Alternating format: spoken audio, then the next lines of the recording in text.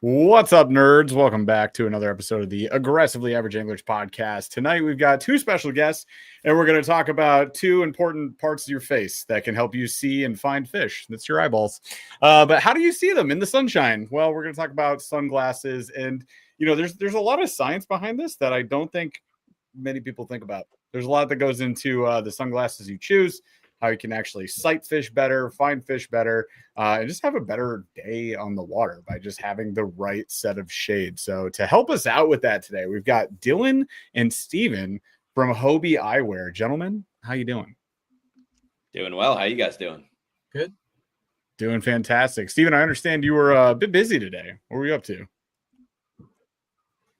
I just literally ran into our office after being at the Ryder Cup practice today.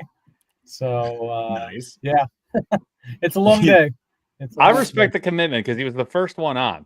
I got here and he's like, "What do you? I've been waiting for you the whole time." He's like, "I'm not missing this." That's only because I forgot to hit the button. I was. That's true. That's true. Technically, Dylan was earlier, but nobody knew. So I don't know. We'll call it allegedly. No, so that's awesome, man. And I see quite a few sunglasses there behind you. I actually see, I see tubs, storage bins, a whole wall. So I mean, you guys kind of surround yourself with sunglasses all day, huh? So you might have something that you it's can, like, worse it's than like this a playground in here. I have like the best office ever. I love that. That's fantastic. So we're gonna get into it, you guys. And as you're watching, I'm sure you're wondering, you're like, well, we're gonna talk about like sunglasses all day. Well, yeah, we are. But we're gonna go into a lot of the science behind it that I think a lot of people overlook. Like, what do polarized sunglasses actually do? How do they work? Are cheap polarized sunglasses the same as expensive polarized sunglasses? And is there something in between? What happens if I can't see good? Then you might need prescriptions, and we got to talk about that too. There's all sorts of stuff that goes into it. At the end of the day, you might be we were talking about ZZ Top earlier. You might be the cheap sunglasses person, or you might be the fancy sunglasses person. Maybe you're wearing Costas right now. Maybe you're looking for a new set of shades to wear, and that's really some of the questions that we want to answer tonight. So let's get into it. Without further ado, Paul, I guess we got to take Kayak Adventure Series is not coming up anymore. It's over. We should probably recap that real quick, and we should talk about the Yakoffs, which is coming up, which you guys, Dylan, Steven, when we were filming those, we were definitely wearing our Hobie Eyewear. So I mean, you guys got a horse in that race as well, if you will. But yeah, how did Kayak Adventure Series go for us, Paul? Pretty great. We won. It was a little. No, we didn't win. Shocker. Second place. To the surprise of nobody. Fish middle of the pack, like we always do. Look, not the worst. I was not the best. Individual, slight above middle, but you and me, we were direct middle teams. There's like 20 teams. We were 10th. Score, guys. Score. How we do it. And then like Paul and I were different by like a couple inches, and a couple inches in the spread of like the 300 anglers. That'll do it. It spreads you out a couple. So but at the end of the day, Paul, did we have fun? I had fun. No, we had a lot of fun. We actually did a lot of testing while we were there, so put a lot of work in the Garmin Force Current, which is always cool, and a whole bunch of other equipment too. So I mean, really, the KAS, like, to me personally, I don't go in expecting to win. And I'm not even a tournament angler, but it's fun to do. It's great people. The people are like phenomenal, and that's probably the best part. Like, the people always talk about the kayak fishing community, and I feel like you experience it somewhat at the boat ramp, like as an average angler, but as like I'm using air quotes competitor, but as someone in like a tournament mode, that was actually the best part. Like, a lot of times we hit a launch, there'd be 6 or 7 people at the boat ramp. Everyone's yucking it up. They're all shaking hands. We're all having fun. Go to the Bass U brunch, learn from somebody like Jeff Little, who's been doing this for 30 freaking years, and then have an awesome breakfast, have a little follow-up breakfast on the water. It's just, it's a blast. You get to hang out with people like Drew Gregory, and like, it's awesome. So we had a lot of fun there. We're definitely doing one next year. And we hope to see you guys there. We saw some people there. And got to hang out, which is, again, a lot. It's mostly just a great time. I want to hit on the Yakoffs, though. So the Yakoffs, if you guys don't know, we've been yelling about it, but it's a kayak building competition. So people are taking pictures and videos of their kayak builds. They're putting in a bracket-style-esque tournament, and then Kayak Angler Magazine puts all of them head-to-head in the bracket. But you guys get to vote, and every time you vote, you can vote every day throughout the week for every single competition. But every time you vote, that's like a ticket into entry into some of the prizes. You can win kayaks, motors, batteries, like all kinds of stuff that's, like, frankly, way beyond like a lot of people. So if you want to like have a build just like everybody else in the bracket, they're literally just going to give you one for free. So go vote, have fun, do that. I'm up next week. So like everyone get your thumbs ready. It's time to push the buttons. I'm going to need you to do that. With your thumb? That's how I do it. I do it with my Some people do it this way. I don't know. Look, I'm a millennial. I hold my phone weird and I still use my thumbs. But yeah, like I need you guys to vote. So get ready for that. And then Jeff is the following week. So I just need you for 2 weeks. I just need your help. Just survive in advance. That's all we're trying to do. And we're on separate ends of the bracket. So like if you vote for us for the next couple of rounds, you could help us get to the championships. And wouldn't that be neat? The little nerd face off. I think it'd be fantastic. It's gonna be a lot of fun. So join on in. Right now it's Wendell versus Jose Cinco going down at the moment. So vote for one of those guys. Who would you vote for, Paul? Are you voting for Jose? Jose or Darren? I'm going Jose all day. Look, he's in the Smalley, or not the Smalley. He's in the Sholey. We love that. He's got the Bixby rolling, which I think is slept on, especially with a kayak like that. And his build is a lot like mine. Simple, effective, just getting the job done. But he can do anything. So I'm going there. But it's no hate. There's no bad builds. They're all awesome. Yeah, check out the builds, you guys. Go to Kayak Adventure Series. Sorry, that was the other thing we're talking about. Go to Kayak Angler Magazine. There you go. And on the banner right at the top, the Yakoffs. All right, let's get into it. We're gonna start with the Q and the D, Dylan and Steven. So we start with you guys. I'll call on one. We'll pick, and so whenever you have like 2 guests, it's hard to be like, hey, what do you think? And then we don't know who goes. So I'll call on a name when we do the Q and the D, and I'll have you guys answer first. Then we'll jump in. This is just for fun question, a little icebreaker here. What's the weirdest food combination that you secretly love? I don't know if this one's weird, but I'm going to give you one that I discovered. So Uncle John's Cider, who is, by the way, they're going to be sponsoring our next week. Oh, I know what you're going to say. Sure. In the Yakoffs, but they do cider things, right? They do the hard cider, they do the regular cider, they do the apple pies, they do the apples, they do all that stuff. But they got like a billion things when you actually go to the mill, which is super fun and everyone should do. When you go to the mill, so we got like a care package, and in there was some apple butter, which is just like pureed, hyper pureed, apple, and it's delicious. I was running down to the last little bit. It's like, 1 a.m. I've been editing. I go to my fridge. I'm like, I need a snack before I go to bed because I'm an idiot. I grab a tortilla. I spread the rest of the apple butter on it. And I just took the last of the whipped cream, put it in there, rolled it up. I swear to God, I was like, what did I just do? This is incredible. This is like the most American crepe that you can make with absolutely no heat whatsoever. I highly recommend everybody try it. It was a tortilla full of sugar. All right. Dylan, what is your weird food combination? Yeah, I don't know if it's that weird, but for 4th of July, I made an apple pie on my smoker with some bourbon in it, and just the right amount where you could taste it, but it wasn't overpowering. And I recommend it. It was really good. Buzzing on some apple pie. I'm here for it, dude. I'm absolutely. I don't think it was that strong, but you definitely. It cooks off a little bit, but that's cool. I like it. All right, Steven, what about you? All right, so this is a weird one. This dates back to when I was in high school in the 80s. And I don't even know where this came from, but it was like a cheap snack that I'd eat sometimes like on the way to school or on the way back. I'd hit the deli. You get a buttered roll, and I get a bag of nacho cheese Doritos. That's because, what is it? Cool Ranch didn't even exist yet.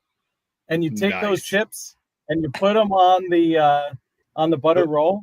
And you give it push down a little bit. You get that. You gotta give it the squish. Smash. Yeah, get a little squish. It's amazing. It's actually amazing. I would 1,000%. Okay. I might do that right now. Yeah, you might do that right after the show. I'm like, excuse me. I'll be right back. With the nacho. I know everyone hates on nacho cheese now. It's all about the Cool Ranch. Do the nacho cheese. First of all, mad respect. He's not saying Cooler Ranch because he's enlightened. He knows what's going on. It's Cool Ranch. So love that. Also, my son loves the nacho too. He does not like the Cool Ranch. He loves the nacho. So there's still some out here. Some real ones hanging around. I prefer the nacho or the spicy nacho. That's going to be my go-to for the rest of time. It's never going to be Cool Ranch. Is there a spicy Dorito? Why don't we? There's late night tacos. That's a good one. Yeah. They have Fuego. They have Flamin' Hot. They have Spicy Nacho. Oh, they do have Flamin' Hot. I forgot about that. Spicy Nacho? I like the purple one. What's the purple one? Sweet, it's like Fuego. Spicy. Oh, the Spicy Thai? No, the sweet and spicy is the purple one. Yeah. The purple it's good. That one is really good. I don't usually But I feel like it's burning a hole in my stomach after I'm done eating that. Any flavor is like all the flavors are. Let's be real. Yeah. All right. So last for me, and then we'll jump into the show here. But I'll say my weird combination, I don't think is that weird because like when you're an infant, it's like normal. Like when you're 3 to 5 years old, everybody loves ants on a log. What is ants on a log? Like celery with peanut butter. Close second to that, carrots and peanut butter. But nobody thinks about it after being 5 years old. I love that snack. I'm gonna go try favorite. Carrots and peanut butter. I will just get stalked. But aren't you supposed to put the little raisins on there? No. Well, you can. I skip the raisins because screw raisins. You just like the log. Absolutely. Just here for the log. Here for the log, y'all. Not a log. I don't have a log. I don't have a log. I don't have a log. But I'll just take like full-size carrot and just jam it in the tub of peanut butter. This is great late at night after a podcast, by the way, you guys. Every time. That is my jam. All right. Before we get right into it, real quick, we got a super chat on the show. Fishing with Allie G. What is up, lady? How you doing? If I can't see under the water, I can't see that 12-foot gator at the bank. Exactly. If you're not wearing your El Matadors, then you can't fight the gator. I mean, run from the gator and escape with your life. Great point. Another great point. An advocate for sunshades. Let's get into it. All right, let's talk about stuff. Let's talk about sunglasses, Paul. What do you think? Yeah. So one thing I want to. So this is what's great about the show. You're gonna address this at the front of the show. No, I get to be as selfish as I want with the questions. So as much as it's for the people, I get to put my stuff up first. So my question is, I've never been able to explain polarization to anybody. Now I can tell them what it does and why it matters, and I know why I care. I know what you say. You say cuts glare. I can get rid of the glare. And I can see through the water. That's what you tell people. Yeah, I have the canned response. I can give you the chat GPT answer. Yep. I don't want to be able to do that. I want to be able to speak like I'm at I want to like I'm at a symposium, like I'm at a scientific symposium. That's how I want to be able to explain it. So can you, for the people, just for me mostly, can you explain polarization like I'm 7? Like, is that a thing? Yeah. So you came to the right place. So when I started, because a guy who taught me when I came on board like 18 years ago or so explained it in the perfect way, right? So first of all, regular light, not reflected light, but just light in general, the light waves are moving in all different directions, right? They're kind of moving like this and this way and a little sideways and whatever. When light reflects off a surface, it organizes and it comes at you this way, right? So now, I mean, I guess you're saying right, like I should know that, but yeah, sure, yeah, 100%. Obviously, yeah, you didn't know that. Yeah. So what happens is it's like directed, it's like more directed at you. That's why it's so brutally harsh on your eyes. So it's coming like this, right? Now, polarized film. Imagine mini blinds that are like this, right? So as these waves come like this, they're getting blocked by these mini blinds. And a way you can tell if a glass is polarized, it's a little trick to see that. Because now imagine if you took those mini blinds, went like this, now the waves can go through like that. Straight through. Right? So if you look at either on the water or just a reflective surface, like a table or something, when that glare is coming at you, so you want the light out here, reflecting off something coming towards you, take your polarized glasses and look through the lens with one eye and then turn it. And when you turn it 90 degrees, you'll see the glare come back. When you turn it back, you'll see the glare go away. So that's that little, it's like mini blinds.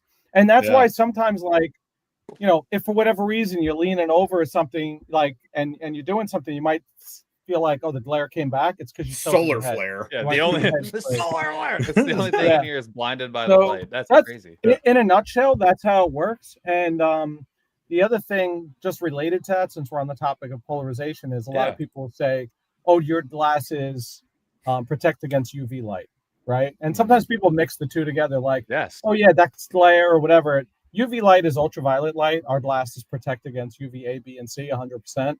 So that would be extremely damaging to your eyes, because if you didn't protect against it, and now you have a tinted sunglass, and it allows your pupils to open. Oh my God, you're just opening your eyes to let even more come in. So it's actually by law that all glasses have to protect against it. So we protect against that. So that's what UV protection is. And then polarization is not a requirement, but it's just something that's fantastic look, we're talking about fishing. Of course, that's where it benefits us the most. But it's great for driving. Imagine you get the glare off the road. Honestly, polarized lenses are great in all situations. It can, and this is becoming less and less because the electronics companies have found ways to work around it. It can sometimes mess a little bit when you're looking at certain electronics. 100% screens. You could also try that trick I said and just tilt your head a little bit. Do that. That's what I'm gonna do. So. Oh my god! Yeah, just like I grabbed two sunglasses. I'm looking at them vertically. Yeah, so it doesn't always work that way, but like a lot of electronic companies recognize that. I always just do this. Yeah, you gotta check the phone. You're just like, like an old person. It's always the phone, exactly. And it's like 10 times worse if you have one of those glare reducing like screen covers. You might as well be looking into the depths of hell. Like there's nothing to be seen. Like it's not. It's over. Dude, we're starting the show out. How polarization works. That's a fantastic explanation, and we're starting to show out hot with a massive amount of questions about the science, which I love to see. So we're gonna be the science guys tonight, apparently. So appreciate you, Dylan and Steven, for bringing that science to us. So great start there. Dude, you're already like have exceeded expectations because we don't do science on this show. So any amount over 0% is a lot. We have doctorates now. Like, look at us go, you guys, in eyeball science. Let's do it. So there were a couple of questions that came through that I thought were really interesting. We'll go with this one first, though. So, Paul, you have the Sightmaster lenses, correct? And by Sightmaster, you guys, we're talking about the yellow tint, right? Yellow tint. And Hobie themselves, Hobie Eyewear, has said they don't recommend those for driving. So, Michael Bradley would like to know, why is that? This is like this whole show today. Why is that way? Yeah, I can answer that too. Yes, the reason for that is because it's a yellow tint lens, our Sightmaster lens. So it looks like this guy right here. It's like an amber gold. Yeah, it's a little washed out with my lighting here, but it's like imagine it's shooting. It's much more yellow than you're seeing there. Yeah. Anyway, when you're driving a car and you're approaching a traffic light, the yellow tint could cause the yellow on a traffic light to not be as apparent. So there's actually, as part of like a battery of optical tests that one does with different lens tints, there's what's called the traffic light test. So red and green lenses aren't that common, like green tint, there's green mirror, but not tint. So that doesn't come up too often, but yellowish frame tints. And it can just make that yellow not pop quite as much. And then, if you don't see the yellow light, you don't know to speed up to try to get through the traffic light in time. Or proceed with caution. That's the problem. Maybe slow down. I go to Florida, I couldn't see the damn thing. Yeah, I didn't know where we're supposed to speed up. I couldn't see the yellow light. So no, but that's the reason why. It's because of the yellow. You might not see the yellow light quite as well. Sure. Paul, did you have that issue? I think it technically passes the test, but we still say it's not a good idea because we don't want anyone to. It's good to have the warning. So fair. Paul drove 10 hours with them. Paul, how did your Sightmasters hold up? I use them a lot. I actually use them way more than I thought I would. So I got them about 7, 8, maybe like 10 or 12 weeks ago, and they are unless it's insanely bright, like Bluebird bright, I don't even grab other stuff. They're hanging right next to my door. And then the blues, the mirror blue, has become like my emergency pair, sort of, which I really like. I like them all, but like those two are the green with the amber back is probably my absolute favorite. It's the most flexible. We'll talk about this all in a second, but I'll let them explain why. But we're getting the lenses. The Sightmasters, they've rocketed straight to the top. They're my favorite. If I get away with wearing them, I'm pushing the envelope. And this actually leads to another question, even though I know we had some on here, but I feel like glare for me, I have very blue eyes. They're light blue.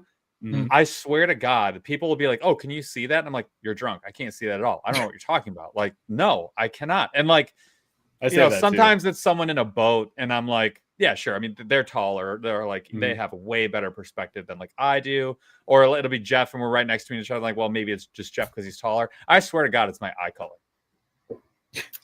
I don't know if eye color affects what you can see, but it affects your sensitivity to light.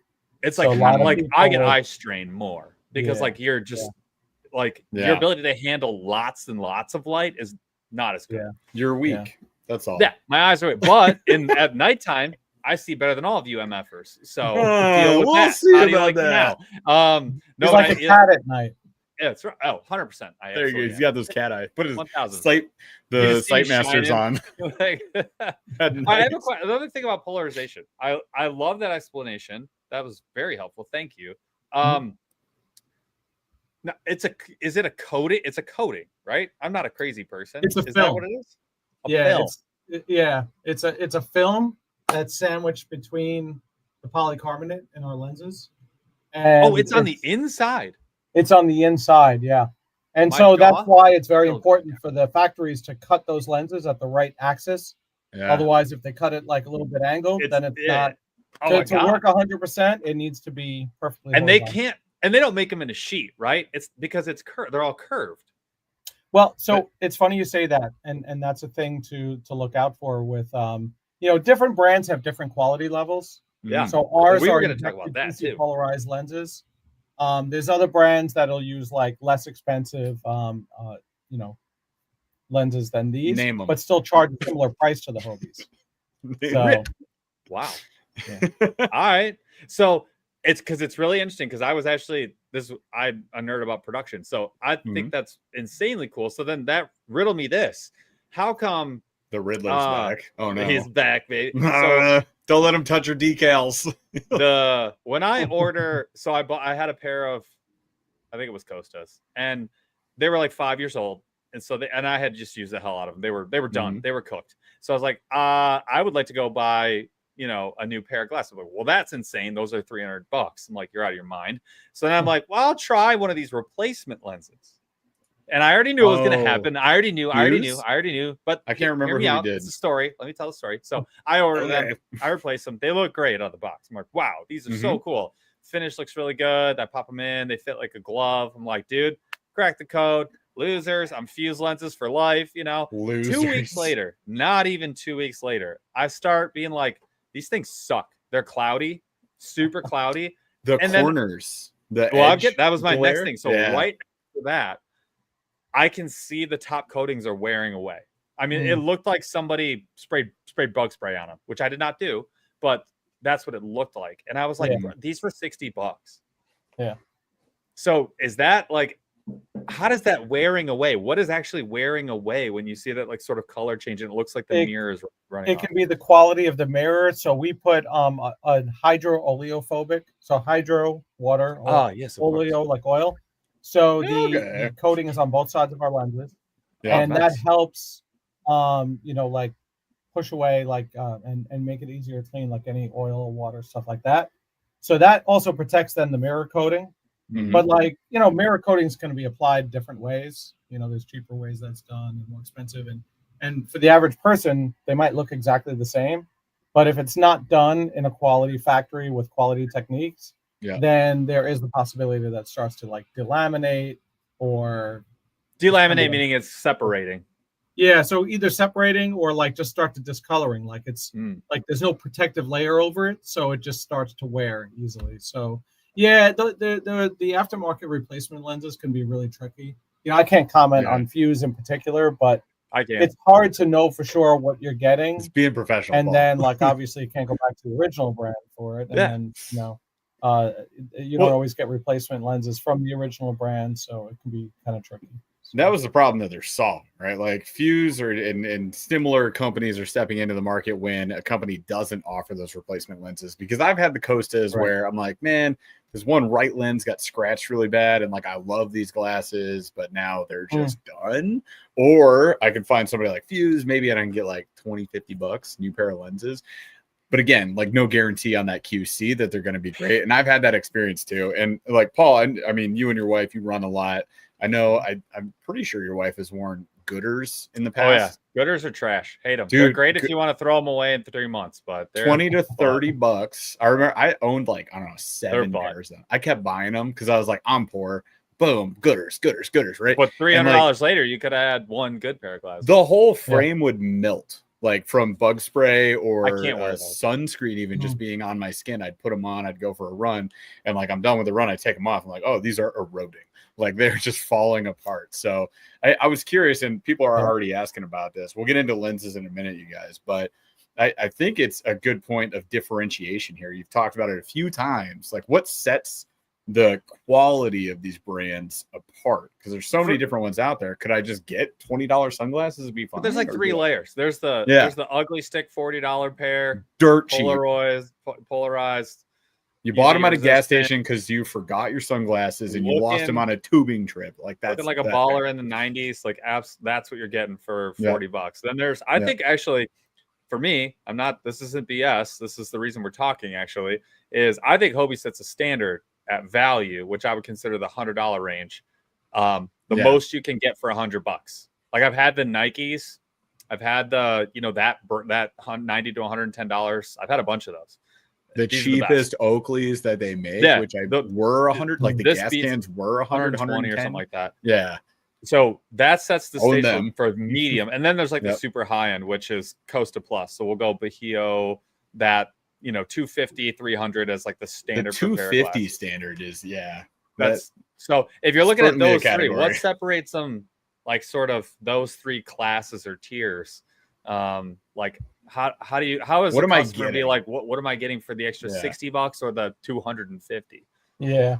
Well, I'll say that the less expensive glasses, it's you get what you pay for type of thing, but it's okay. Like, when you're looking at those, like the less expensive frame materials, so that can be so.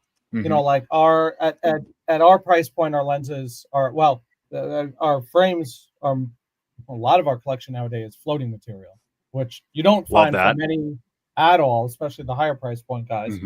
At the lower price point, and then anything that's not floating is a material called TR90. It's very flexible, strong material that has memory, so that like if it gets a little stretched out, it kind of goes back into place. When you get into lower price point glasses, it's not that they're bad, but you'll get what you pay for. So the materials are a little more basic, the lens materials, the coatings, the frames, and all that. What can be troubling is now you'll ask me, well, what sets then the $250 glasses apart? And I will say not much. And that's where you don't get what you pay for, I believe. Right? The glasses are quality. They're great. I'm not going to say that but they're it's by bad, degree, but not they're not 2.5 times better than ours. They don't float. And one of the things that I'll say, and I hear it, and it's a lot of times it's with the higher price brands, they don't stand behind their product the way we do. Dude, that's what pissed me off more than anything with Costa. I called them one time and I was like, I just had some questions. I didn't even really want anything.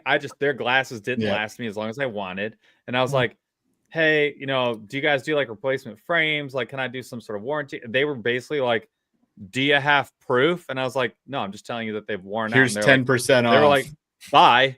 And like, that was it. And I mean, I felt like less than a number. It sucked actually. No, we stand by. So we have a lifetime warranty on our product for any defects or anything like that. But like, there's things that happen that, our user. I put them in my cargo shorts pocket with a bunch of but like, what's that? I said we've heard it all. Oh God, we have like really funny like pictures and I make videos on YouTube like, and I'm not nice to my sunglasses. Dylan, please help. That's what you get sometimes. But no, but like we stand behind our product. We I mean, it's such a simple thing. Some companies will be cheap and be like, well, I don't want to like give that person a free pair of glasses. So I'm like, yeah, but that person's not going to tell 5 other people. In my case, I might tell like 200 other people today. Who's watching? That's the thing we hear. Honestly, like I'm the product guy. All I want, you would think all I want to hear is like how amazing our product is, and we do get that. But then people will be like, yeah, but your customer service. So in those cases where something came up, it could be a user accident, it could be one of the rare cases that it's product related. They're just like, yeah, but you guys are so great. Because I know that to me, I like to buy quality products, but more than anything, if I run into a problem, first of all, getting a human on the phone, you're not going to get chat bots. And like we have a chat function, but there's actually a person. It's not like, robots or anything. It's not ChatGPT. It's not automated. Yeah. Huh? Hello, fellow human. Hello. That's right. Yeah. So we just stand behind our product, and it's one of the things we hear. As much as people say they love our product, we like maybe 1B is people saying, and I love your customer service. So I love that. It's and we're extremely proud of that. And if the product wasn't as good as it was, we couldn't stand behind it. And when those things come up, we make good on it. So yeah, and I actually started in our customer service department a little over 9 years ago now, and so I've heard everything. I've been there, I've done that, and you definitely realize the value when you speak to people and you hear how appreciative they are of a company standing behind what they say. So names redacted. Craziest story from customer service. Go. This is a good one, but yes, let's go. I had to call this guy back once, and he said he had a warranty issue with the sunglasses. So I call him, and I hear his ringback tone, and it's Enter Sandman. And he gets on the phone, and he's like the biggest rough and tough guy. And I was like, well, which pair do you have? What's the style name? He's like, they're out of my pickup truck. I got to go check. Hold on. Give me 1 second. So I'm waiting. I'm like, all right, this is the toughest guy around. I understand. Yeah. He gets back on the phone, gives me the style name. It was a women's style, and he had no idea. And I had to put the phone down because I was laughing so hard, and I was like, "Oh man, that is." Go check my pickup. He's got like the big frames, pointy corners. Cat eye, butterfly shaped glasses, hearts. That's amazing. He's like, what? What? Listen to my ring. Where are they? Where art thou? Get out of here. That's awesome. We did have a super chat come in and a couple of questions from some people that have been members for a long time. So we got to highlight those because we got to support the crew here. But Stinky River Tom with the super chat. Appreciate it, man. So thank you so much. Any options for us? Glasses, folks, prescriptions. We're going to get that to that in a second here, Tom. Just hang tight because that is on our major important list of questions that we definitely have that we're reading behind the screen. Actually, we do. Paul wrote the show. Also, thanks for the French Canada tips. Oh, awesome. All right. Got real stinky in the Montreal canals. Not a boy. Stinky in a Montreal canal. We did our best. He wanted to get out and he wanted to do a little fishing, and he just wanted to, hey, what should I throw? And I said, I got a place in Canada, so I could tell you. Good for you, man. I love it. That's hype. Speaking of hype, the Burley AAA OG nerd hype man, longest greatest name in the history of YouTube. Member for 54 months, by the way. It's been a member of the channel for 54 months. Insane. Love my Wiley X. That was another brand I was going to throw in there as at 250 plus tier.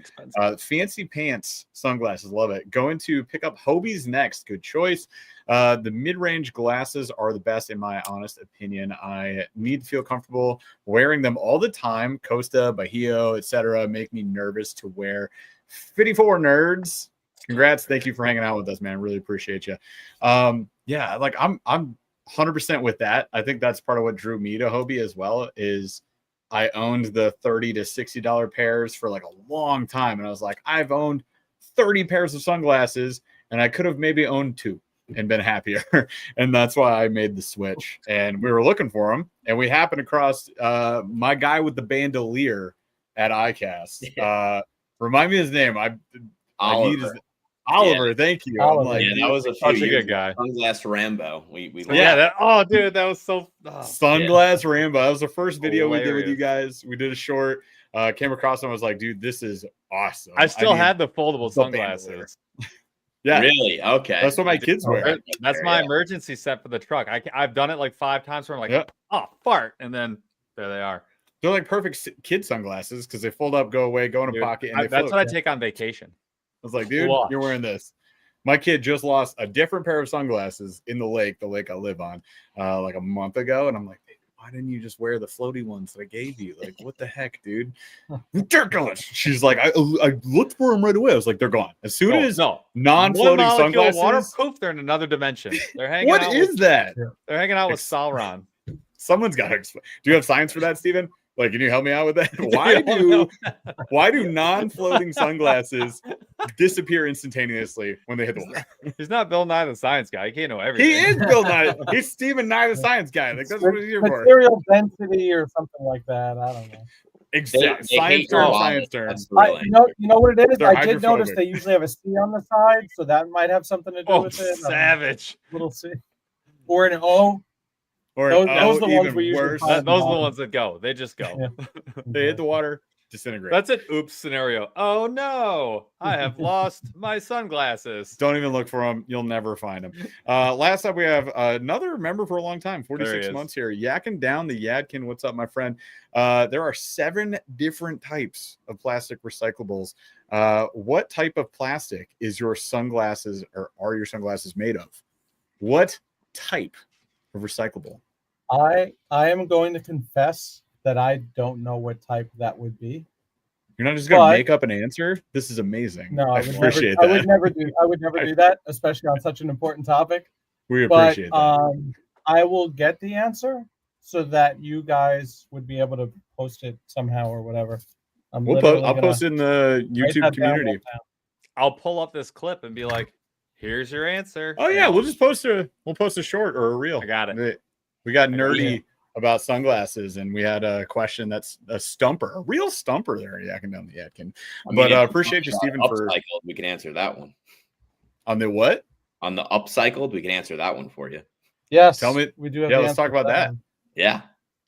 So as you guys know at ICAST, the new product for this year was Hull Float, and that is the first pair of sunglasses made from upcycled kayak plastic material. So all the leftover material from the Hobie kayaks, we now have turned that into floating sunglasses. So it's not going to waste. It's being reused. And, that's what upcycled technically means. So, yeah, as you guys know, you've been wearing them. You saw it at ICAST, and there's definitely a lot of buzz about it. And it's been definitely our best product story to date. So. And I finally get to wear them because you made them prescription for me, which is, not for me, but like in general, and therefore also for me, who cannot see very well. I love them, man. That's like my driving pair. That's what I've been wearing most of the time. Yeah. I didn't realize any of that when we were wearing them. I was like, dude, these are so light. Oh my God, they're so great. And then I read the card and I was like, wait, what the How long did you wear them before you read the card? Hours. I took the whole ice fishing trip. I was Paul opens the box like a heathen, throws it away, puts the glasses on, walks out. Have you ever? It was explained right in the bag. I read 8 hours later. I was reading the card and I found out like even the bag that the glasses come in is made from. I think it's recycled fishnet product. I think that's what it was. And the case too, right? Comes with a hard chamois. Yes, the hard case, recyclable materials, the material of the actual lenses, and even the freaking box. So, mad respect. Then look, I'm gonna say this one time, but like, there's a lot of stuff going on where people are ready and willing to squander natural resources, like all the land we have out west. And to see a company of your guys' stature standing up and saying, "Hey, we're gonna stick with conservation," I respect it. I think that's awesome. Yeah, no, absolutely. That's been our biggest push this year is just hitting conservation on all fronts. We've been working on this specific style for a long time now. And, we always say we like to come up with solutions for challenges faced on the water. And sustainability was the biggest question that we got asked the last few years. And we had already been working on this. It took like 3 years to get to market just because it was, such a new thing. No one had ever done it before. But super happy that we were able to do it, and people have really bought into that story. So it's cool. They should. And honestly, it makes me want to start yelling at other people and be like, "Hey, dumb, figure it out. They did it. You figure it out." Yeah. Don't do that around me. Everywhere we go, I'm yelling at Jeff tomorrow. Hey, dumb. No, you're just gonna point at people on the street and do it. That's the problem. 100. Yeah, I have late breaking news for you guys. Yeah. While you were chatting, I looked up that recycled plastic answer. Yeah. So the two main materials we use, I said we use TR90 for our non-floating and TPX, which is our floating plastic. They both fall under recycling code 7. There you go. Code 7 for sounds scary. Code 7. Yeah, I got Code Code 7. That's what we use. Sounds like 007, honestly. Huh? Sounds like 007, honestly. Well, on the topic of the life cycle of a product, I do have a question. When you pay that, we'll say that upper echelon price, anywhere from the $100-ish up to the $200+ range pair of sunglasses, you pay that much money for a pair of sunglasses. I don't think anyone thinks about how many years that should be like a functioning pair of shades where they're doing what they're supposed to do. I don't think people look at that as like, if I don't lose or break these asterisks, this will last me X number of years, and I'm comfortable paying. If I pay $200 and it's 5 years, I'm comfortable paying, $50 a year or whatever. So what should people expect when they spend $100 on a pair of sunglasses? 10 years, 2 years, assuming like moderate to heavy use.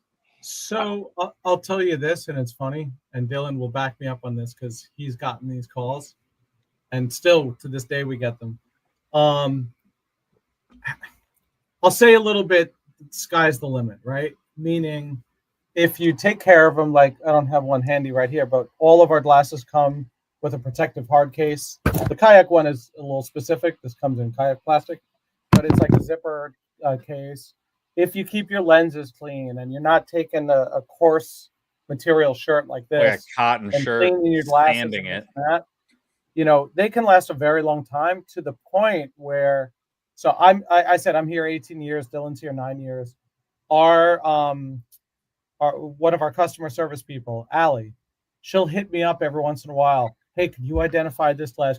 I have to go into the archive from before my time to find these glasses, because maybe the temple finally broke off, or they're like, oh my God, I dropped them and they got scratched up, or I sat on them, or whatever. It's actually not often a warranty issue. It's usually just, Yeah, I mean, eventually you just sit on them. I mean, that's what it's going to happen.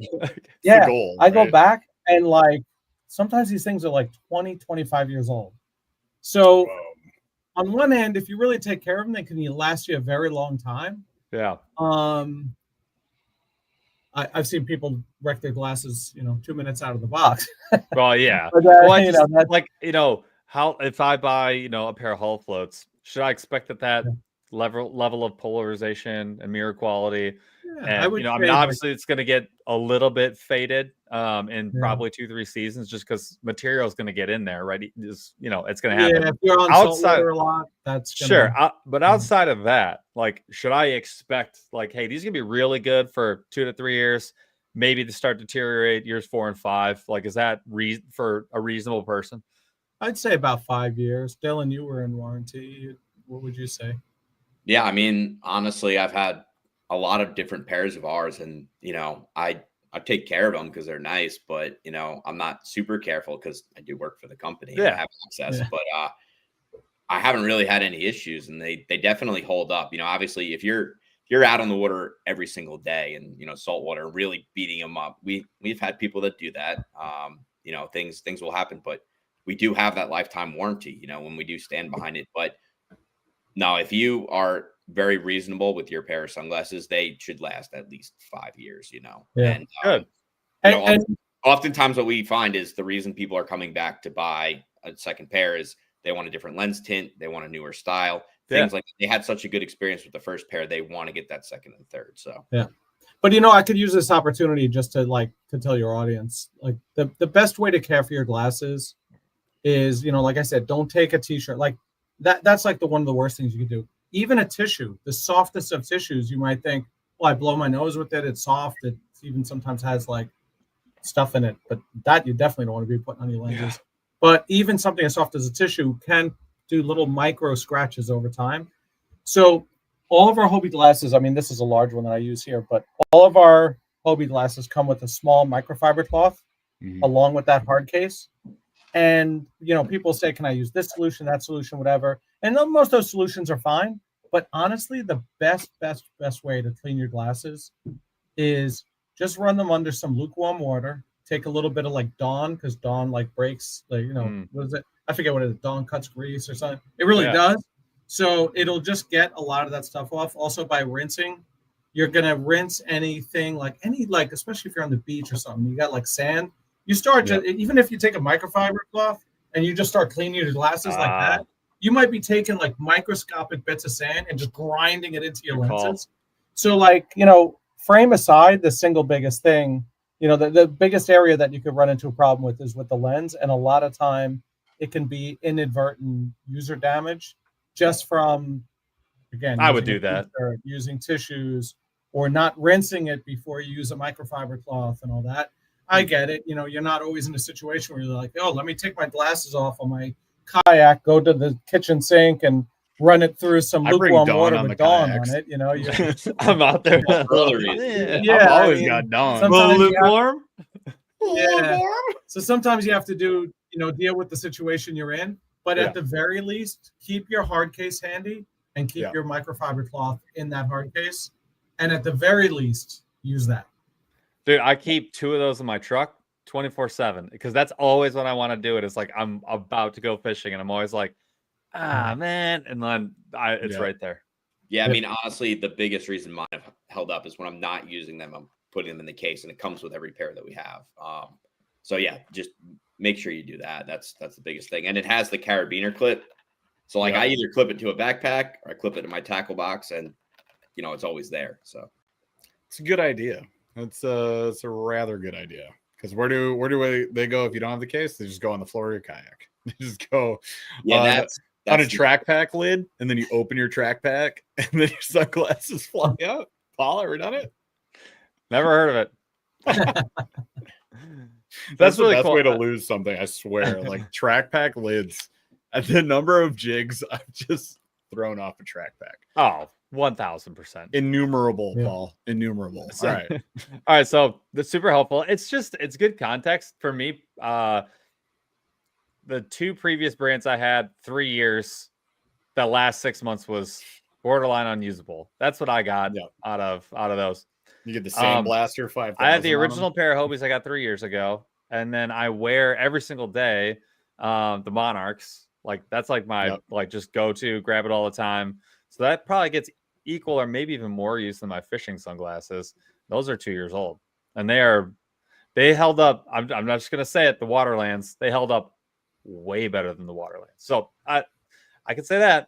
I'll say that the like one of the RX pairs of Waterlands that I got, the Ashers, Paul had them for a while, and when I got them prescriptionized, when I got them RX'd, like that process, when I got them, they were so wide as to be unusable. Like something happened in the prescription process because Paul had them too. I tried Paul's on, great fit, loved them.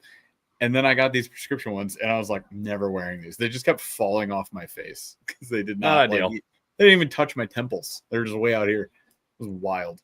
But yeah, like I mean, I've got my OG Hobies. I think the only other pair of sunglasses I've ever had that lasted longer was, hang with me for a second, a pair of Costas, the glass ones, and only because I never took them anywhere because they were $250. Yeah, you don't even want to have them out.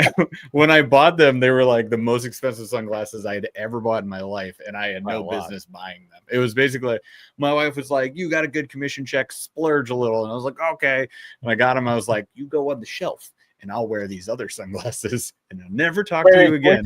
We back up a second. Can your wife call our wives and tell them to say the same thing when we get a commission or a rate? You just got to get a real nice commission check, and you just got to schmooze them up. You got to schmooze them up, make them happy. Make sure you're like being a good person that day. If you how about all days? Let's just start doing that. You should try all days, but I'm just saying, like, if you messed up already, save it for another day. Yeah. But if you're in a good position, if you're in good standings for the night, then you go, hey, what do you think about these sunglasses? I've been thinking about them for a long time. Work for me. It could work for you. Work for me. No promises, no guarantees. Read the fine print. All right, go ahead. But the shame of it is you bought $250 glasses, and now you were so scared to even use them that you don't even get to enjoy the $250 glasses. And I didn't want to. With ours, like we've had all sorts of like clever phrases. Twice twice the features at half the price. Yeah. And with ours, you can get a pair and a spare. Like, think about it, especially if you want different lens tints. And we have other solutions for that, which I can get into in a minute. But like, if you want, you know, your blue mirror and Sightmaster with the green, like you said, the blue mirror and the Sightmaster, you're paying less for two of those that float. That's crazy. Than one pair of coasters. Just please hear me out. I've been saying that you guys are value, and people kind of are like, "What are you talking about?" I'm like, "What are you talking about?" Dude. That has always been my point. You look at the Bahio is the worst to me. They're like $300 or more, somewhere more. Wiley X is more. Yeah, they're niche. Bahio, it's huge now, and I'm like, why are these so expensive? And if you look at that, you could get almost 3 pairs of glasses. If you did the Mother's Day buy, you could have gotten 4. What are we talking about? Some people did.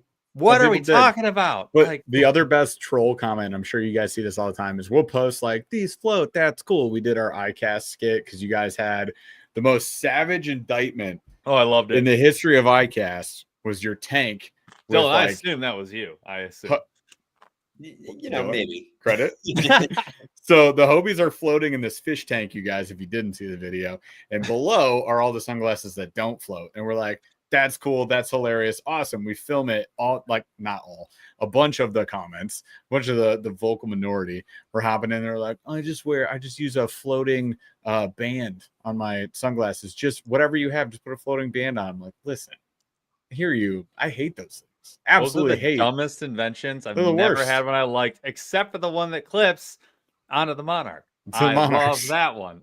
Which also trash works on the Matadors because the Matadors have a little thing on the back of them. Yes. Yeah. So I took it from my Monarchs and I put it on there. That's actually but then I was like, oh yeah, I hate these. Sorry. Like, it's cool that you guys have, it's not for me. But like when the guy goes, dude, just put the floating thing on there. I'm like, or what if, hear me out, the glasses floated by themselves. Voila. Whoa. You think it's a better solution. But like the sleeping with the fishes display. When people yes, I thought it was hilarious. When people say things like that, I feel like they're just doing it on purpose to be contradictory because it's obviously they're just contrary. It's just not better. What it no. Girl, bye. You wrong. I mean, they're not wrong, but it's just better to have float. It would float. They're not wrong in that it would float. Yeah, I spent an extra $20 to get the same thing. Yeah, duh. I'm an idiot. But their opinion sucks. On the savage comment, if you do go on our YouTube videos, there's a couple of Steve and I and others actually throwing the competitor glasses and our glasses into the Lord tank at iCast. So sinking with the red bass there. So I love that. Yeah, that was a fun little stunt. I love that. That's awesome. A little pushback on the industry. All right. Yakking down the Yadkin with the super chat. Appreciate you, brother. Thank you so much. What was the hardest design that you had to achieve? Going real nerdy on the design. I would say it probably was the Kayak sunglass because it's never been done before, right? So, you know, if you talk about like El Matador or if you talk about like Monarch, and those have features, but like that technology has existed, we would just kind of like make it our version and whatever, but we weren't reinventing the wheel there. This is the new wheel. Like this was something that hadn't been done at all. The idea came from the team at Hobie, and they were like, hey, we have this excess plastic when we're cutting out the hatches on our, after their kayaks are rotomolded. Do you guys think you could make sunglasses out of that? It'd be a great tie-in. And we were like, all right, it's not if, it's how. Yeah. But the how took a couple of years, nevertheless. So usually, like for us, like developing a sunglass, it's like kind of a 16-month process. This we played around with for years because we wanted to get it right. We didn't want to, like, it wasn't a problem to just take plastic, jam it into the mold, and get a sunglass to come out. But then, like, if it's not the right, because it's a whole different type of plastic that we never worked with before. And I mean, everything from. They give it to you in pellets? Like, did you have to send no, so I don't have it handy. It's like on the other end of the office. Oh, just chunks. I've seen those. So it starts like that. They throw it through like a massive wood chipper like thing. Yeah. And just gets grinded. And then we for our factory needed to grind it down into small pellets because we use obviously much smaller molds. But like an individual mold is like just the temple. You get too much variation out of it. So they then threw it through like a finer grinder, and then it came out. So they're doing that. They're doing that, or a different company? Yeah, no, Hobie, that's crazy. In order for them to arrive that way. And then we would like get the stuff to our factory, and then they would run it through the mold.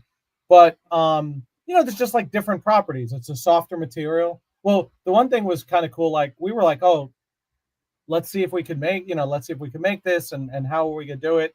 And we found some styles, and we're like, oh, I wonder if it floats. Like you can't assume it floats because it's not, watercraft. It's about water displacement, not the material. Because otherwise, our whole Navy would be at the bottom of the ocean, right? So, so I'm like, I don't know, like maybe it floats, maybe it doesn't. And we put our our lenses in it, threw it in there, and we're like, oh, this is awesome. So it floats. It's coming from the kayak and this and that. Yeah. But we just played with a lot of things. Like you'll notice that the logo is embossed. I always forget. Yeah, it's like a muted logo. It's not painted. Yeah. So that was kind of like a twofold thing. We had looked into different like plaques to put on there, but then we were like, well, that hurts the buoyancy, and like we wanted to tell the eco story, like kind of devoid of like any foreign materials. We played around with foil logos, but we didn't like the durability of that. And we were like, you know what? It actually looks really cool, like the tonal black on black. Again, you can't see it too well, but it's for life then. Like it's making and it's making the glass more durable, no foreign materials. I always joke around. The only thing we have to figure out is how to get the little screw there. We got to get a recycled version of that, and then it really is like 100%. It might even be recycled. I don't know, but yeah. So we played around with a bunch of different styles. We wanted it to be this first one. We wanted to be a good kind of all around medium to large fit because it's perfect. That's kind of the sweet spot because it fits both of us really well, which is nuts. Because I'm like a medium and Jeff would be a large. So this is the funny thing at Bassmaster Classic, right? We've over the years carefully put together an assortment that has a small, a medium, medium large, extra large, double XL, and then this one just kind of fell in the middle. And so we had our go-tos. Like a person would come with a certain size face. We're like, you should try this one on. You should try that one on. Mm-hmm. So we go to Bassmaster Classic. It's like the first time we're showing this. One of the first times we're showing this out to the fishing community for sure. And it got to a point, and it's a consumer show, so you're getting people trying it on. People are buying glasses. And it got to a point where we were just like, try this on first. And if this doesn't fit, it didn't matter. Skinny we're face, screwed. Big melon or whatever. Yeah. And most people then ended up buying this because it's just such a soft and comfortable feeling frame. And it just has a way of fitting like every face. And only then if they were like, well, I don't really like that style, this, that, whatever, we're like, all right, well, I do have an XL or I have a small or whatever. But we couldn't believe how many customers this hit. So it just, angle's phenomenal. It just took a lot of R&D more than something typical because it wasn't like, hey, I want a design that looks like this, and then we'll just make it with the materials that we've used for like 20, 40 years overall, this company. We were working with something that no one had ever injected into a sunglass before. And so with that came a lot of testing and challenges and durability and wear testing. We went through like 3 rounds of wear testing. We wanted to make sure we didn't want to just be able to tell the story. We wanted to tell the story, but have the product be good. And sometimes when you're trying to tell like one of these halo stories, it's great, it's marketing, and then the person buys, the more vanilla version of something. Yep. This is one of the rare cases where our halo story also has been a fantastic seller this year for us, to the point where we ran out of stock and we're scrambling to get more going. We're telling Hobie, crank out those hatches for us. Yeah.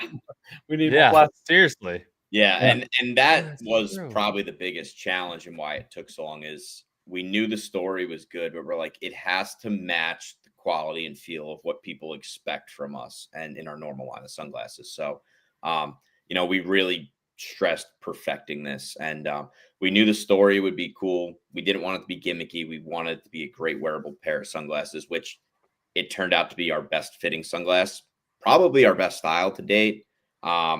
They're super light, as you know from wearing them. They're way light. Any other pair, like No, even the it's not floating ones close. we've had, it's crazy.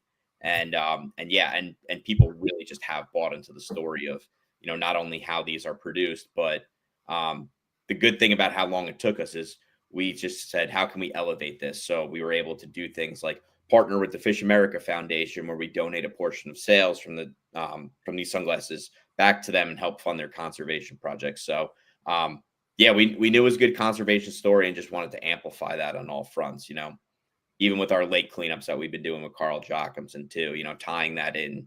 It's really cool, like, that we've been able to do all those things. And we really felt the love at iCast with people just coming up to us. Like, we've never had a specific style that people have come up to us and be like, I need to see those. It was always just like, can I see the floating ones? Can I see this lens? They're like, I got to see the whole float. So I've been hearing about them, and I really appreciate what you guys are doing with the Fish America Foundation. So that was so cool to hear. And like Steve said, like, oftentimes you tell a cool marketing story just to get attention.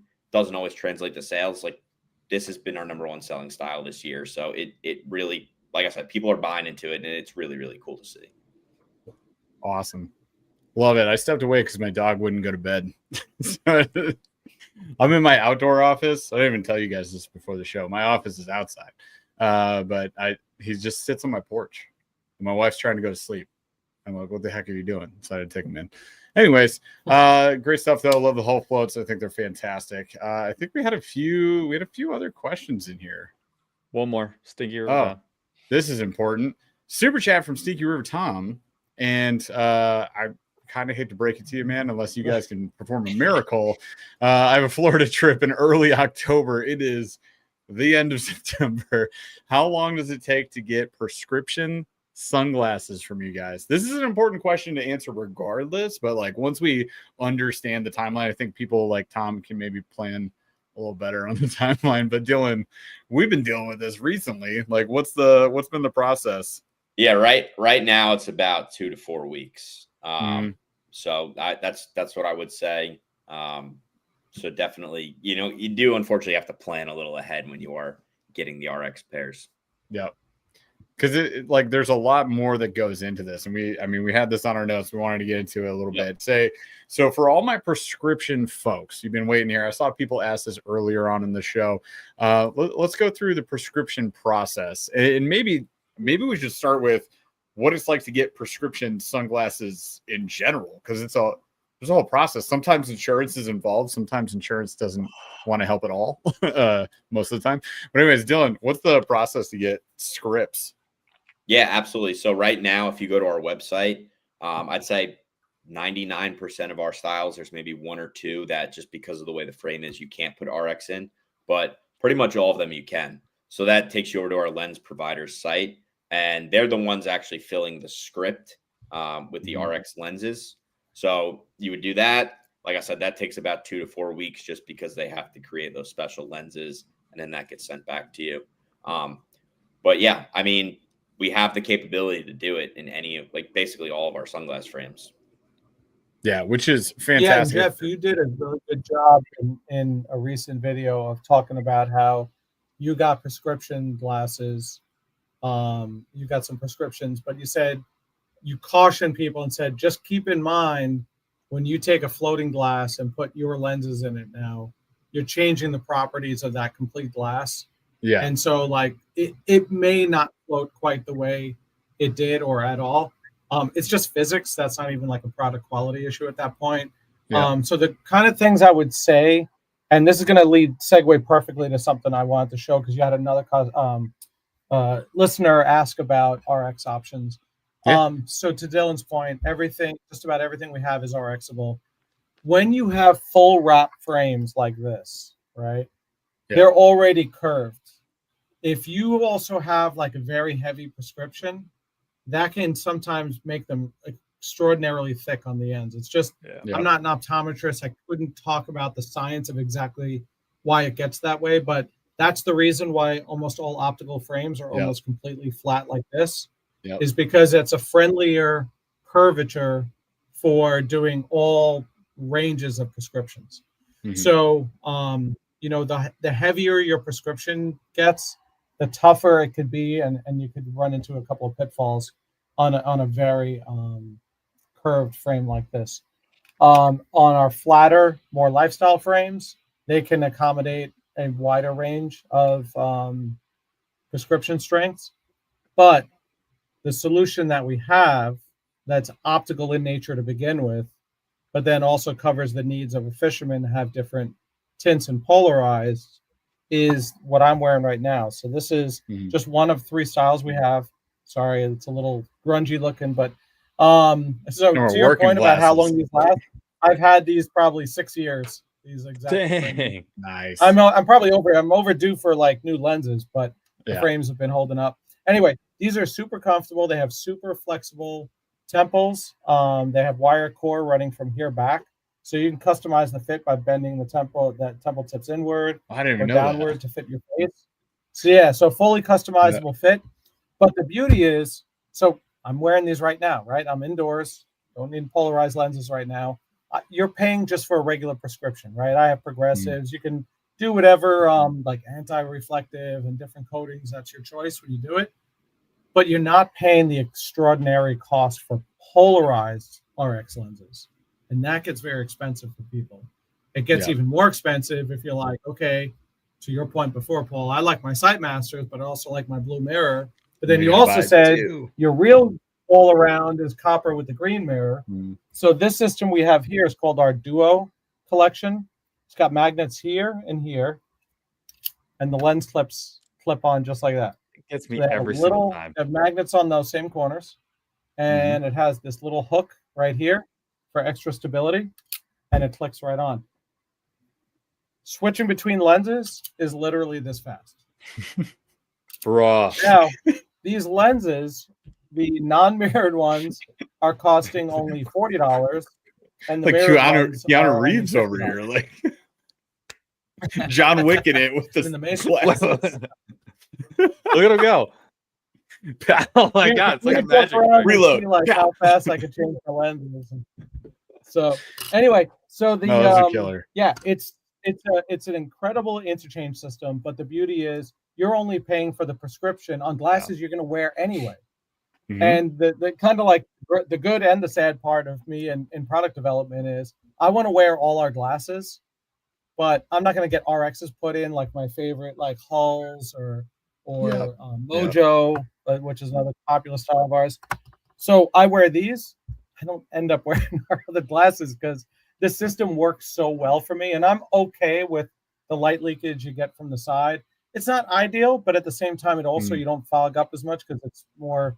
More and they got good style. Like I mean, you gotta go to dinner. I mean, Well, that's the beauty, right? Because you can have your more subdued lens, not mirrored, not over the top for if you're going out or whatever, and then you can have your aggressive nice blue mirror POW lens for when you're out in the open water.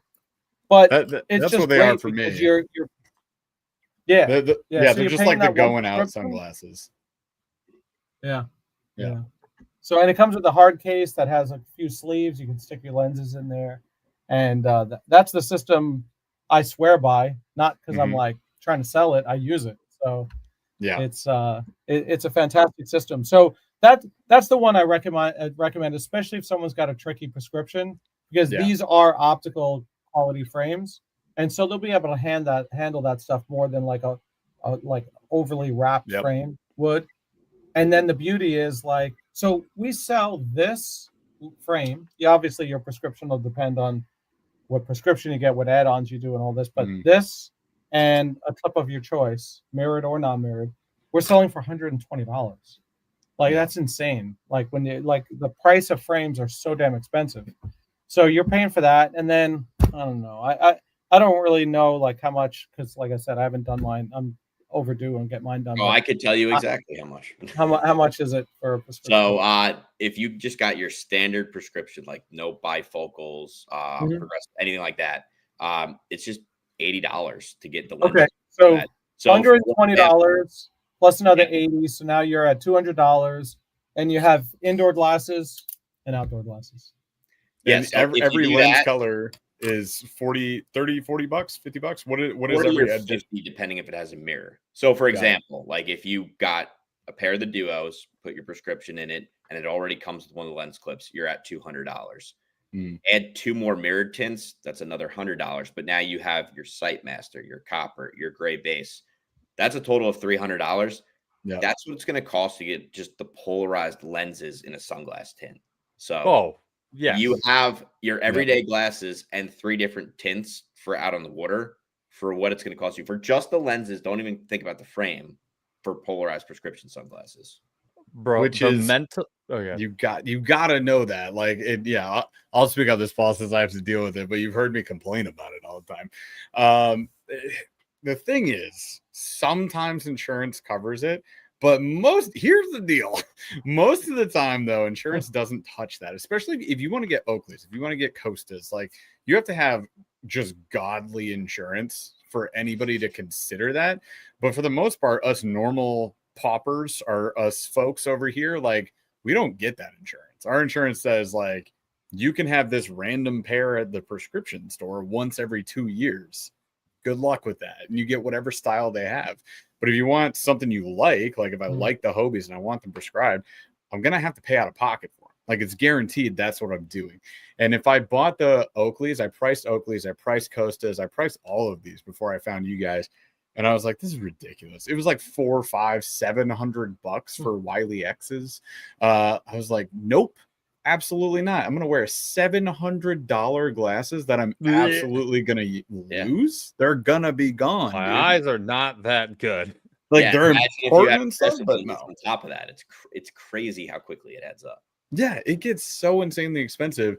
And then I like the duos were the first script pair that I got from you guys. And then I got the Monarchs after that. Now I have the Hull Floats and the El Matadors. And like, I've been loving all of them. And the Hull Floats work for me, Steven, to your point, because I have a pretty light prescription. So I am vision impaired, but not that much.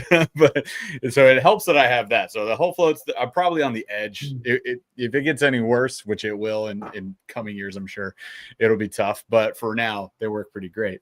But like, the duos coming in at $200, like starter kit, $200 is insane for prescription folks. And then you have your everyday glasses too. That's the thing that you have to remember is you've got the glasses and the sunglasses for $200, not separately. So if you have great insurance, you don't get to comment on this. But if you're like us normal folks over here and you have bad insurance, then you get to like, let's talk about this because that's huge. and the cool thing is the options are so compact, like they fit in that sleeve that I was telling you about. Yep. And like a little trick that I do is that sleeve is sewn into the case. Mm-hmm. What I do is I like actually take that sleeve, I tear it out, like the stitching, and I do a bit of fly fishing. And so I take the couple of lenses I might need while I'm out on the water and I stick them in my fly vest. So now they're protected because they're between these like individual felt like sleeves. But I'll be on the water. So my favorite lens, especially for like freshwater, any sort of sight fishing, any sort of fishing, like fly fishing, you can sometimes be in the shade a lot because of trees and whatnot. My favorite is the copper with the sea green mirror. So that's what I use. Like that's my my everyday lens, not my all day lens, because whether it's early in the morning or in the evening, then I go with that Sightmaster lens, that yellow tinted lens. And I find myself fishing so much later that I don't realize how dark it is. And then when I go to come off the water, like eventually when I get like back to my car, I take them off and I realize how dark it had gotten. And it was funny because I was telling someone recently, I never really thought about this, but like this saved my ass a few times this summer coming out of the river, because I'd be looking on my way out, trying to make sure I'm seeing, because you can see the rocks as you're coming out. Yep. Even when it's pretty dark, I would have the hat light on too sometimes, but it helped me see into the water better. And there's nothing more embarrassing than like face planting in the river, ankle deep water because you had stepped on the wrong kind of rock or. Why's your butt wet, weirdo? Don't. Yeah. Don't worry about me. Don't worry about me. And you almost snapping your rods and everything. So it's just, but that lens is fantastic. And then if I did more like open water, like saltwater fishing or the kind of fishing when you're out in the blazing sun with not much coverage at all, I'd probably go then with more of like our gray base lens or the gray with our cobalt blue mirror. Those are, so anything copper based is great for like freshwater fishing. Anything gray based, like gray or gray with a blue mirror, is great for like open water. That's like conventional wisdom, right? Yep. People should use what they feel most comfortable with. Like you use Yep. the Sightmaster more than what it was originally thought to be used for. And we've seen that. We've seen that with like pros that'll wear like the Sightmaster all day You hear long. that? The pros do it too. And you. Okay. So, calm down. Yeah, and another good use for that lens too. Okay. It could be a bright day, but if you're coming around a bank or fishing a creek and it's very shadowy and it's not super bright, that now becomes a great lens to use in those situations. Yeah. No, 100%. I want to call out Crazy Cranker. I just use my cheap striking sunglasses. We talked about not just striking, but what are the ugly sticks? The ugly sticks. And I joked about like, because this has happened to me, I lost a pair of Oakleys on the river and bought a $15 or $20 pair of gas station sunglasses. So whatever brand that is, warn them, done that. Like if that's where you're at, that's where you're at. I think after owning dozens and dozens of pairs of super cheap sunglasses, I felt it was time to step up. So I went to middle ground with Hobie around that 100 to 120, or if you're my prescription folks, $200 for a script pair is pretty dang cheap anywhere you look, when Oakleys are Costa's Wileys are 400 plus for one thing. It opens up a lot of doors. That's where we say like we're the Oakleys perfect brand, but we're a great option for either the person that has been frustrated with that expensive sunglass purchase, where maybe they had a bad service experience, they lost it in the water because it didn't float. We're a good option for those people looking for something different that don't want to break the bank again. But we're also a great option for, like a younger angler or someone that's now getting more serious about their fishing game that wants to step up in quality and have better optics, but they don't want to have to spend $200-300. They're relying on grandma for that one. So, So we are that good middle ground for just people tired of spending too much and people looking to elevate their game without having to do that. So, look, you guys, it's another option. Buy it or don't. That's what we always say. Steven, you had something? No. Oh, okay. I love the delay that we have going with Steven. Sorry. All right. So I did want to jump to this because we're coming up on a little over the hour mark here. So you said maybe you wanted to tease something tonight, something coming around the corner. Do we want to talk about that? And who wants to take it if we do? Maybe. We got something from 2026. Yeah, and I'm actually gonna pull an audible here and tease two things, because and it might actually end up being three things, because someone brought up another brand that we had in mind when coming out with yet another product. So I'll start with that one first. So someone mentioned that they get Wiley X glasses. Why do a lot of people get Wiley X glasses? Because they're Z87.1 rated, and people like that, right? I don't know what that means. I've heard what you said. So that's safety rated. What? Right? So not a lot of times people say, "Oh, is that ballistic rated?" Ballistic is a whole other level. That's like military, mil-spec rated. ANSI Z87.1 is a rating for like safety glasses. And so the thing is, some people want to wear them because they feel safer, right? Yeah. Especially if you're saltwater fisherman dealing with heavier weights and things like that, or if you're not smart like me and I wear it when I'm doing like semi welding. There you go.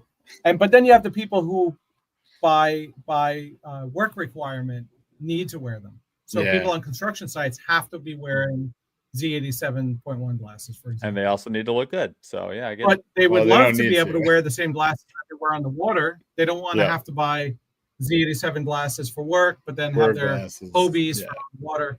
So long story short, we are coming out in 2026 with our first ever Z87.1 rated Hobie polarized sunglasses. No way. Okay. And for anyone who's familiar with our Everglade style, which has existed in a few different forms out there in the past, that will be the style that we're going to start with. It's kind of similar sizing. Are they bigger? A little bit similar look to the hulls. I don't have one of them. It's very, very similar. Without going off camera. Dude, those are sick, actually. Yeah, very wearable. Fits a lot of sizes. It won't be floating because the material necessary to pass that the safety rating is a much denser plastic, and so it would never be able to float. But it's going to satisfy a request that we've gotten over and over again, which is, do you guys make ANSI rated glasses? I love it. This is our first foray into that. Yeah, and Steve, maybe just explain the difference between our lenses now as opposed to that, because what we do have is very safety resistant, just not that ANSI rating. Oh yeah, so yeah, our lenses are impact resistant. There's a certain level of impact resistance that glasses have to pass to begin with. So and you know, a lot of people ask a lot of times about glass. They'll say, oh, you know, do you guys make glass lenses? And it really, the demand for glass has dropped off so much. I mean, there's brands that still sell it. That's cool. Those are now even higher than those, you know. So expensive. Yeah. Polycarb's so close. And the problem is they're expensive as hell. They weigh a lot. So like after a long day, the bridge of your nose, it's getting a freaking workout. But glass shatters. Yeah. And if you were to take a jig to the face, you're going to have a face full of glass shards. An eyeball full of shards. Iris. Oh my God. So, or if, God forbid, you just drop them, right? We've all dropped glasses on the pavement. That's what would get me. That's why I never bought glass. So that's why, you know, I joke around about people who've managed to destroy their glasses right out of the box. That's one way to do it. Yep. Exactly. Because they're heavy too. You lean down, boom. Yeah, true. And also, science, and I know enough science to tell you that those sink faster than the polycarbonate lens glasses. So we were talking about glasses sinking really fast. Those things are like missiles going to the bottom of the ocean. Those Costas I had that I never wore, they were glass and they were so heavy. So heavy. Yeah. So so our polycarbonate and our nylon-based lenses do have a high level of impact resistance. So they're great. We get, you know, we're talking about the kind of calls and pictures we get in our warranty department. We would get people who would just send us pictures and be like, oh, thank you so much. Your glasses saved my eye and this and that. And you'll see pictures of just like they got hit like on the face, but they were like, it would have taken out my eye also. So they'll have like a big shiner on their cheek. But they're like, you don't understand. It kissed off the glasses and hit me here. And it was a big, like, you know, 3/4 ounce or whatever. Like fishing with Jeff. And they were just like, oh, thank you so much and whatever. So, but these glasses that we're coming out with meet an even higher standard that's required for the person who either wants it because they'll feel more comfortable with it, or is required at work to only wear glasses that meet that standard. So we're really excited about it. That'll be coming out next year. So that only came up because I saw one of your listeners mention Wiley X. I'm like, you know what? I'm going to mention that one too. How about that? But the one we're very excited about. Is the price point going to be like super high for the? No, it's going to be, I think, 100 for non-mirrored and 109 for mirrored. Oh my God! Okay. Yeah. What? Wiley X consultant. Wiley awesome. Who? So never heard of her. So this is, for those of you who might be familiar with it, this is our Mojo Float sunglass. It has been one of our most popular glasses for years. When it first came out, it was non-floating. As we started to move glasses into floating, we were like, well, we don't want to ditch Mojo, so let's make a floating version of it. So then we've had this for years, and this has been like a franchise glass for us. It's been, you know, until Hulk came along, honestly, it was like one of the top ones up there. So it's still like right up there in the top, like 3 to 5, depending on what you're looking at. But we want to elevate it a little bit further, because what happened was this was like a legacy glass that we just made into floating. But then as we were coming out with new designs, we were adding rubber on the temples and nice rubber here. And every once in a while, we'd have a glass that had some like anti-fog gasket on the top. So we were like, all right, it's time.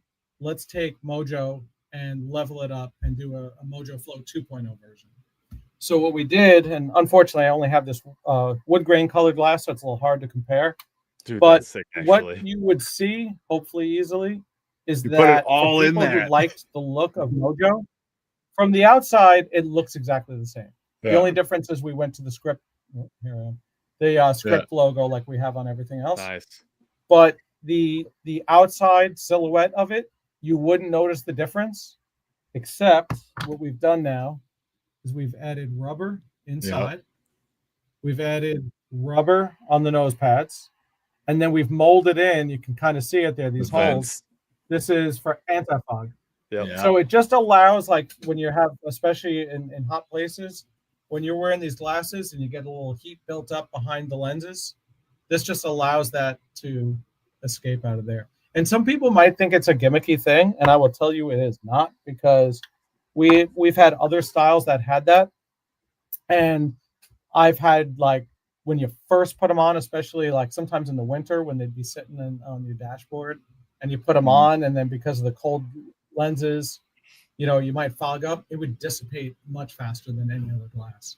And I've never really had fogging issues with those kind of glasses. So we're very excited about this. It's you guys are the first ones who, like, nobody outside of this office has heard about it yet. But we are going to be showing it to prospective retailers and everything in the next couple of weeks. But that is Mojo Float 2.0. And the other style that I mentioned coming out is going to be Everglades Z87.1 glasses.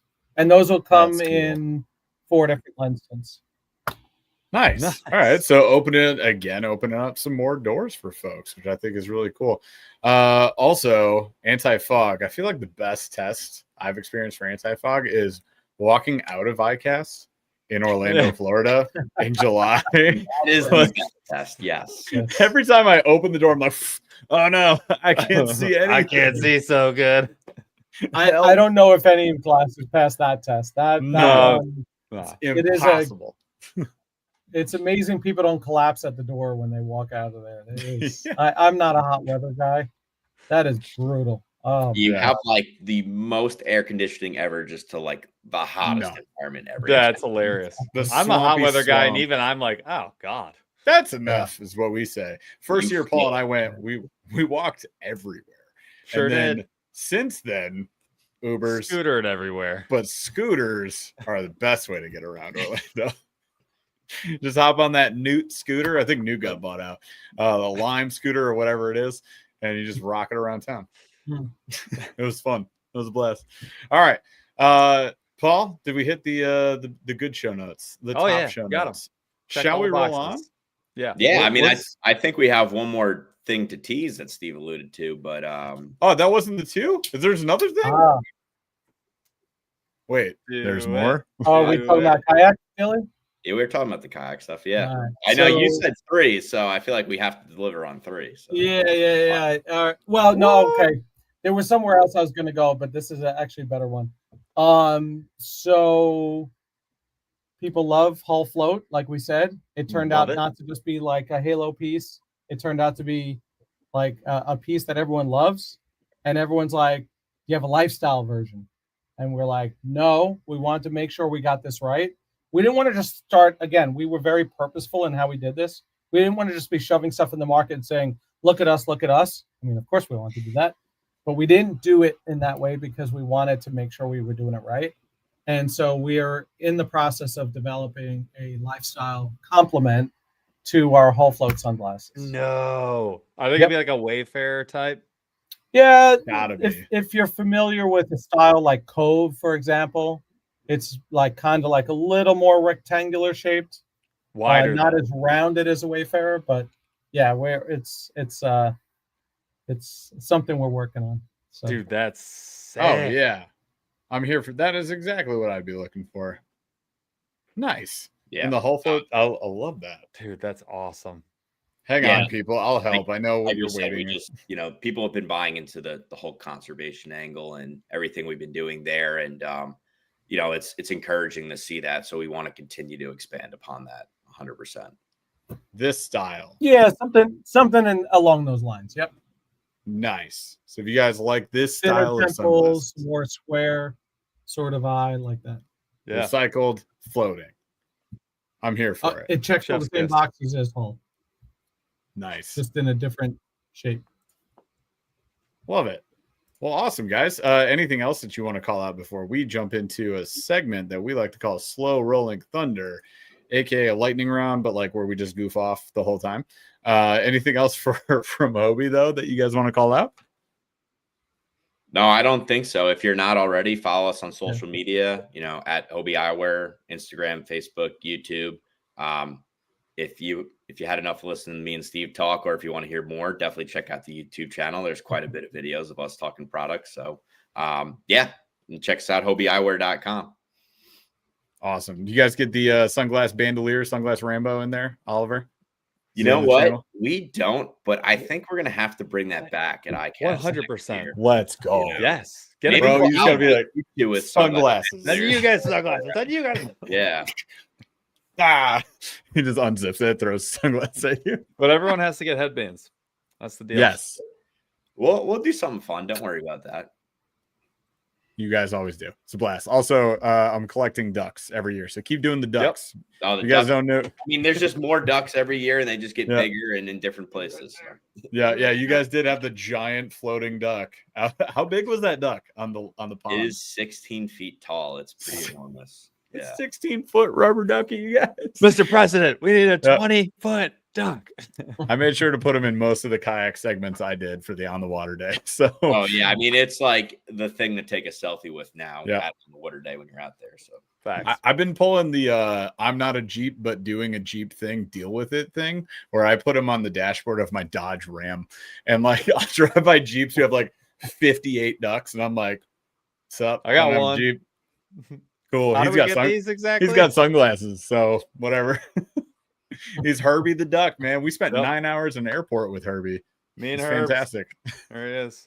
And then we got 2 more this year. Now we got 3. Let's go. There you go. All right. Let's get into slow rolling thunder, shall we, Paul? Go. All right. So 2 of these are AI generated. They are admittedly AI generated. These are my new favorite thing to do. All right. You got to choose between these 2 things. You could either permanently talk like a pirate or permanently laugh like a supervillain. The first one. 100%. 100% the first one. Talk like a pirate. I'll do it already. Dylan, you go. What's your choice? I mean, I gotta pick the villain laugh after we've tossed so many sunglasses in the Lord tank every time you throw floating displays. I mean, it's just, it seems on brand at this point. I'll leave the. Could you imagine being at like a comedy club and someone's just randomly laughing like that? Oh yeah, I mean that's the laugh I do when it's like, oh, that's a good idea, and they go around. Just straight Dr. Evil laugh, I like it. I like that. That is honestly the funniest thing. So good. Chat so far, they're on the pirate side. Just saying. 2 of them are. I spend half my life laughing. Right? That's on brand for him. So yeah. So Steve, you said you'd do the evil laugh too. So the Hobie team does. Yeah, I spend half my life laughing. So I gotta go. That's the way to live. Respect it. Yeah. Oh absolutely. Man, good one. Great question. Answered. That was great. Probably fastest slow rolling thunder question we've ever answered. It's been All right. Everybody just knew. Wait, what were you, Paul? You're doing the evil laugh too, or pirate? No, I think I'm pirate talk. Let's go. You ain't pirate. And we've got here your charts. Like, what are we? Yar, your charts. All right. Oh, yield, supply, and demand. It's talking about basic economics. I have another one. All right. If this one is not ChatGPT, if you could catch like a world or like a state record fish of your choice, right? Marlin, perch, minnow, whatever, anything in between. What fish would it be? Wow. Let's let the guys go first. Dylan, what's yours? I don't know. I would say a bass, but I don't know. Maybe like a great white shark. I think that would be. You see? 800 yeah, pounds. I caught Jaws. What did you catch? Yeah. Oh, nice bluegill loser. Like, oh, good 18-pound bass. I'm gonna go. Cool. I'm gonna go the far opposite. I'm gonna go the far opposite end of the spectrum because I'm a freshwater guy and particularly fly fishing. I'm gonna go with a brook trout. Brook like trout. Like an 18-inch brook trout or something like that. Yeah, that would be insane. That's good. That's a good one. In a stream or on a lake? Stream. Stream. Stream. Come on, You gotta ask the question, man. Piece of garbage. You're gonna go to that lake and you stand on the ladder and you're just like casting on the ladder. You Oh, can what do is that? That's Pyramid Lake. Yes, right? That's what it is. Pyramid Lake. Yeah. I'm just saying, like that's an option too. I don't know. Sick. I don't know what your preference is. I would say stream too. So I'm glad we are in agreement. Paul, what about you? I was thinking exotic. I was like alligator gar, like you know, arapaima. I don't know, something crazy like GT, you know, like that. And then I was like, you know what? F that, smallmouth bass all day, all day, twice on Sunday, 3 times on Saturday. Smallmouth bass. Tell you what I'm gonna do. I'm gonna get the biggest 8.5. Hang on, Mom. Are you kidding me? You can check out my world record Goliath grouper. I'm just gonna get the biggest monster of the sea. I love it. That I can catch. I love that for you. I'm gonna catch him off a bridge. Like it's gonna come off a bridge, dude, not offshore, off a bridge. I love that. Hell yeah, dude. All right. all my props are in the Midwest. No one else will care, and that's fine with me. That's okay. I'll be the hometown hero. Can you imagine like an 8.5 pound smallmouth? Like I wouldn't even know what to. God dang. You wouldn't know what to do when you hooked into it. I feel like for us, dude, the perspective. I'd be like, I caught a Laker. Yeah, the perspective over 5 doesn't exist. Like if I hook into something more than 5 pounds, I'd be like, I've been this far away from 6 pounds 6 for like 3.5 years on a smallie. This is the Midwest, you guys. A lot of us have bigger smallmouth than we have largemouth. Oh yeah, my smallmouth PB is bigger than my largemouth PB by a lot, like a half pound. Yeah. Yes. And they fight so nicely. Yeah. You catch a 12-inch and you're like, why am I getting dogged right now? Yeah. What's especially happening? in the I catch smallmouth in the river.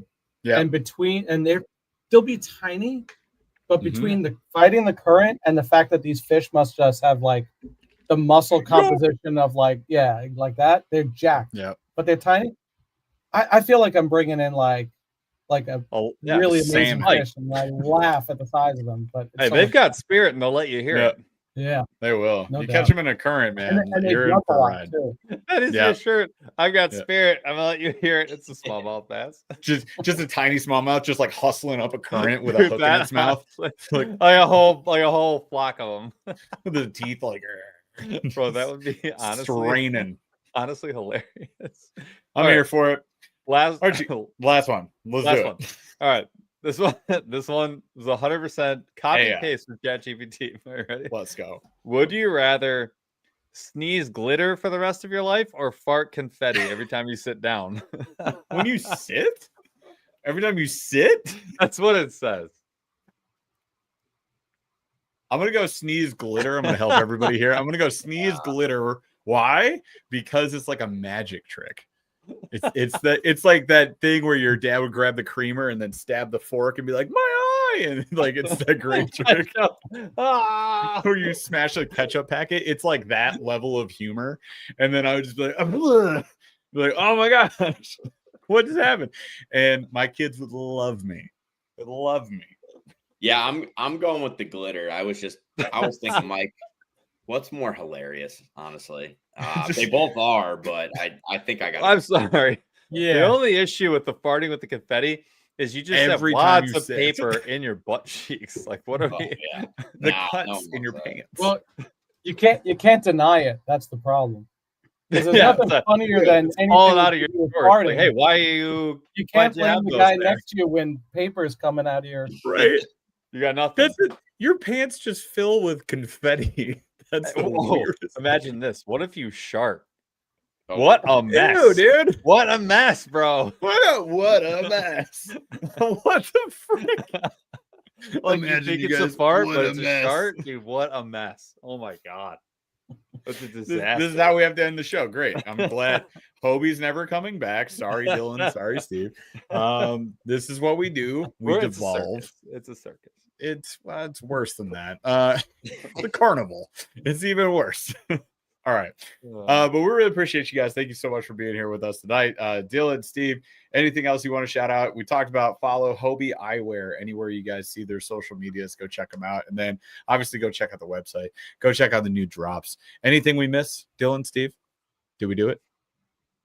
Yeah, no, I mean, just on the note of conservation, if you're at the lake, bring a bag with you, pick up some trash if you see it, join a local lake cleanup, get involved. You don't realize how fun it is and empowering it is until you do it. So, yeah, if that's honestly the one takeaway that we can have from being on the podcast, we'd love to sell 1 million pairs, but let's find a way to just kind of make our waterways a bit better. So definitely, I encourage anyone to get out there and do that. That's great message to pass along. Everybody should do that. So definitely pick it up. I know I find lures, line, and a lot of cans and bottles every time I hit the water. So freaking bottles.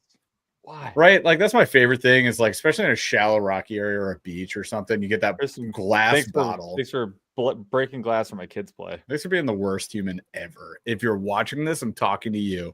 Knock it off. Everybody else, you're cool if you clean it up. All right? So clean it up. Also, maybe get scuba certified. Go to a popular place. Find all the sunglasses. You just find them all. Oh, bottom. Oh, my God. Could you imagine the amount of redemption? How do they hold up? 5 years underwater. That's what I want to say. I mean, I think you guys should do that. That might be your most viral video yet. So just bury him for a month and come back. YouTube scuba days are over, man. You got to follow trends. Magnet fishing, dead. Scuba fishing or scuba lure retrieval, dead. Like, we got to find something new. We got to have a new spin on this. We're going to figure that out. But I appreciate the sentiments. All right, you guys. Thank you so much for watching and hanging out with us tonight. I really appreciate you all. And we will be back again next week. And I believe in like 2 weeks, Paul, we have a members only 3 weeks. Oh my God. Yeah, that's right. Sorry, you guys. Paul and I have work trips the next couple of weeks. So you're going to get probably just me one of these weeks, and you'll get just Paul one of these weeks because 10/21 members only. The 10/21 members only. So we'll see y'all there. It'll be Tuesday, 8:15 p.m. Eastern. Thanks to Hobie Eyewear. Thanks to Dylan and Steven. And thank you to you guys. Let's get out of here, Paul, shall we? Chaz, take us out.